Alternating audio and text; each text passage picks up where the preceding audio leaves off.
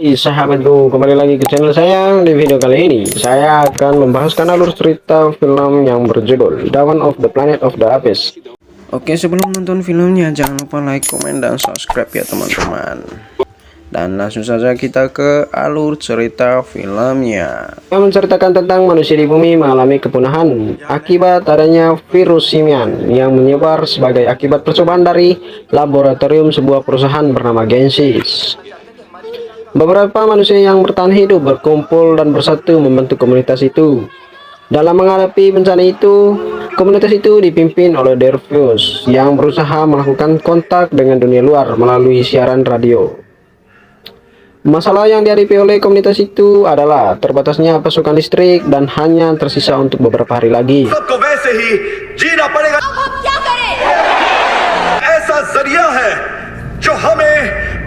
Untuk itu dikirimlah beberapa orang yang dipimpin oleh Malcolm atau Jason Clarke untuk mencari sebuah bendungan yang terletak di hutan. Konon sebelumnya bendungan itu digunakan sebagai sumber tenaga listrik oleh penduduk sekitarnya, namun karena tidak terurus maka menjadi rusak dan tidak terpakai lagi. Kemudian dalam perjalanan kelompok itu di hutan, tiba-tiba salah satu anggota kelompok yang bernama Carver bertemu dengan dua ekor kera. Sayangnya Carver panik dan menembak salah satu kera sehingga membuat kawanan kera lainnya pada datang, termasuk Kaisar, sang pemimpin kera.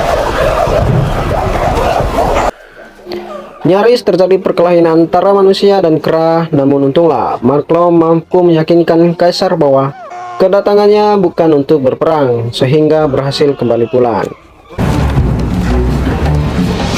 Dreyfus seolah-olah tidak percaya mendapat laporan dari Malcolm bahwa dia bertemu dengan kera yang berjalan seperti manusia dan dapat berbicara. Dreyfus tetap memaksa Malcolm untuk mendapatkan bendungan itu walaupun harus mengorbankan kera-kera itu. Malcolm meminta waktu beberapa hari untuk menghindari dari cara kekerasan atau perang tersebut. Dia menemui Kaisar dan menceritakan akan tujuannya, yaitu memperbaiki bendungan agar dapat menjadi sumber tenaga listrik. Lalu dia berusaha meyakinkan Kaisar bahwa bila hal itu tidak disetujui, maka manusia akan menyerang dan membinasakan mereka semua. Lalu Kaisar pun menyetujui, namun dengan syarat tidak boleh membawa senjata. इस्तेमाल कर रहे थे और वो कई साल पहले खत्म हो गई, इसलिए हम डीजल जनरेटर और घर और मैं इसे तुमसे छीनना नहीं चाहता। इसका क्या मतलब हुआ? Kemudian kembali ke Malcolm, membawa kelompoknya termasuk Ellie istrinya dan anaknya serta Carver yang pernah bermasalah karena dibutuhkan tenaganya. Mereka berusaha memperbaiki peralatan-peralatan yang rusak agar berfungsi kembali. Kemudian kita kembali ke Koba yang merupakan tangan kanan Kaisar, tidak setuju dengan kedatangan Kaisar terhadap manusia. Sebelumnya ia pernah mengalami kejadian sebagai objek percobaan manusia sehingga membuatnya ia benci kepada manusia. Kemudian dia juga mempengaruhi anak Kaisar yang menginjak dewasa agar tidak menyukai manusia.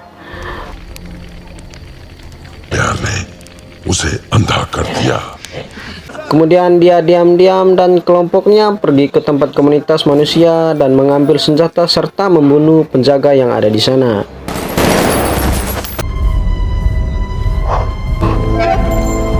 Kemudian kembali ke Malcolm bersama teman-temannya bertemu dengan Kaisar beserta anak-anaknya, termasuk anak keduanya yang baru lahir. Bayi kera tersebut bermain-main dengan istri Malcolm dan selanjutnya dengan Carvel. Namun Carvel merasa irisi dan bertindak kasar, juga mau mengambil pistol yang ada di dalam kotak perkakas mereka. Tentu saja semua orang dan kera kaget serta terperanjat. Kaisar marah dan mengusirnya karena merasa kekhianatan dan menyuruh mereka pulang secepatnya.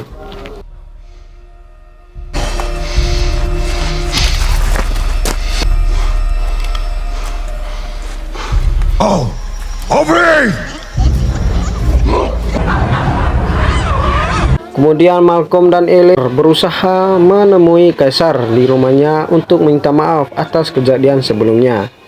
Namun suasana yang lagi sedih karena istri Kaisar sedang sakit parah. Ellie menawarkan untuk mengobatinya dengan obat antibiotik yang dimilikinya. Kaisar pun bersedia dan hanya memberi waktu 1 hari saja untuk melanjutkan pekerjaan bendungan tersebut. Please. हमें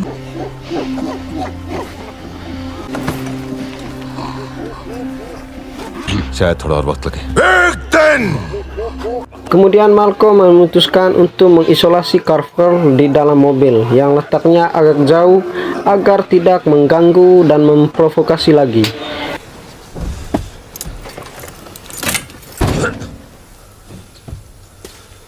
Namun Koba datang dan membunuh Carver. Rasa bencinya terhadap manusia membuatnya berani membunuh, sehingga Carver meninggal dunia. Kemudian Malcolm berhasil membuat listrik nyala dan pada saat malam menjelang perpisahan berkumpullah semua kera. Rupa-rupanya Koba mempunyai rencana jahat. Malam itu dia membakar rumah kera dan sekaligus menembak Kaisar serta meninggalkan senjatanya.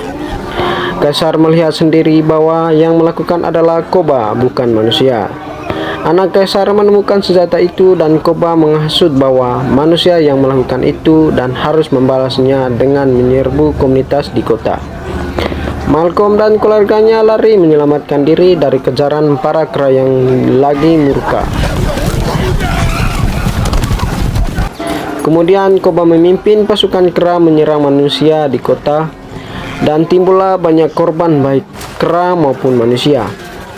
Bila ada kera yang tidak mau patuh terhadapnya akan dibunuh, sedangkan pengikut Kaisar ditahan di dalam mobil. Anak Kaisar merasa tidak nyaman melihat perilaku Koba yang kejam, bahkan rela membunuh kera lainnya demi ambisinya, padahal dalam aturan kera tertulis bahwa kera dilarang membunuh sesama kera. Waduh.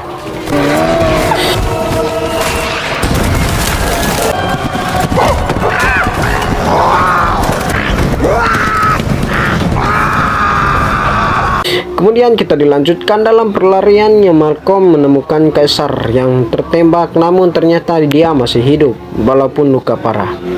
Kemudian mereka pergi ke pinggiran kota dan Kaisar menunjukkan sebuah rumah untuk sembunyi. Dan ternyata rumah tersebut adalah bekas rumah di mana Kaisar dulu tinggal bersama pemiliknya. Kemudian Kaisar nampak foto serta video pada masa yang lalu yang menunjukkan keakrabannya dengan sang pemilik. Kemudian Malcolm sadar bahwa Kaisar memang istimewa, berbeda dengan kera-kera lainnya. Elia ingin mengoperasi Kaisar dan membutuhkan obat-obatan yang diperlukan. Untuk itu Malcolm berusaha mencarinya di dalam kota.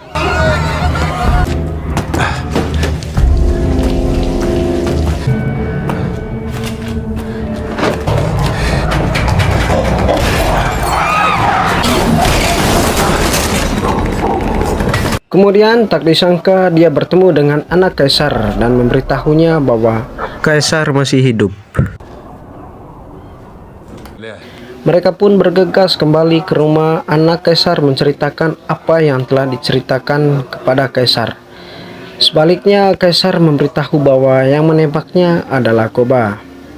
Kemudian Eli berhasil mengoperasi Kaisar dan sekarang keadaannya masih lemah. Anak Kaisar kembali di kota dan membebaskan kera yang ditahan oleh Koba.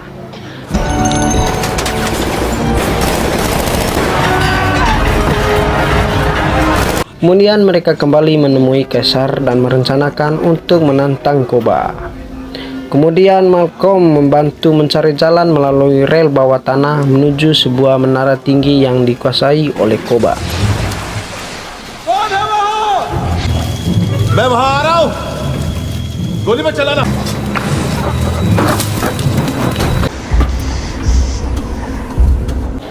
Dan singkat cerita, Kaisar pun berhasil mencapai bagian atas menara dan bertarung melawan Koba di antara kera-kera lainnya. Caesar की यहाँ कोबा जंग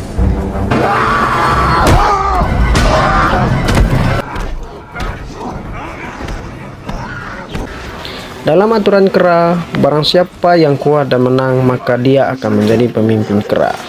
मरवाएगा कोबा कोबा के लिए लड़ेगा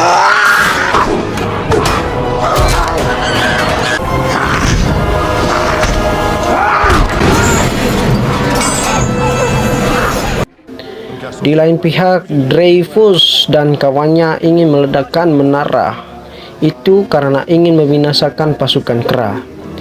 Bahan-bahan peledak sudah disiapkan dan dipasang, termasuk meminta bantuan pada pasukan dari luar yang telah dihubungi lewat radio.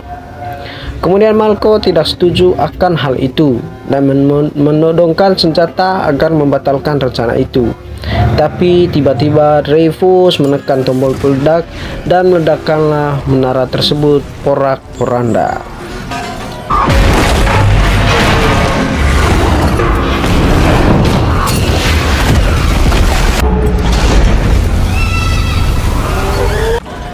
Kemudian banyak Kra yang menjadi korban dari runtuhnya menara. Namun Koba tetap melanjutkan ambisinya untuk melawan Kaisar. Dan pada akhirnya Koba bergelantungan dengan satu tangan hendak jatuh ke bawah dan Kaisar memegang tangannya. Kemudian Koba mengiba dan mengharapkan belas kasihan serta berkata bahwa Kra tidak akan membunuh Kra. Lalu Kaisar menjawab bahwa Koba telah membunuh Kra, maka Koba bukanlah Kra. Untuk itu Kaisar melepas pegangan tangannya sehingga Koba jatuh ke bawah dan tewas. Kemudian Malko menemui Kaisar agar segera pergi karena ada pasukan tentara yang akan datang. Namun dia menolak karena perang sudah terlanjur terjadi.